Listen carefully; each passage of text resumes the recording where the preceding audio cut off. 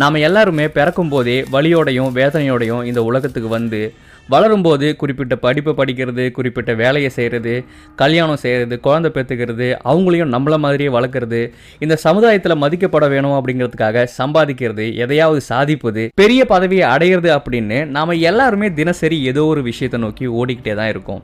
ஆனால் திடீர்னு ஒரு நாள் இது எல்லாத்தையும் நாம் ஏன் செய்யணும் அப்படிங்கிற கேள்வி நமக்குள்ளே எழுந்தா, அந்த கேள்வியால் மனிதர்களாகிய நாம் செய்கிற எல்லா விஷயங்களுமே அர்த்தமற்றது அப்படிங்கிறது நமக்கு புரிய வந்தா, ஏன் எல்லாமே குறிப்பிட்டபடி தான் நடக்கணும்? யாரை திருப்திப்படுத்த நாம வேலைக்கு போகணும், சம்பாதிக்கணும், நல்ல நிலையை அடையணும்? நாம வாழறதுக்கான அர்த்தம் தான் என்ன? நாம எப்படி வாழணும்னு ஏன் மற்றவங்களால முடிவு செய்யப்படுது? ஏன் பிறக்கிறோம், ஏன் இறக்குறோம்?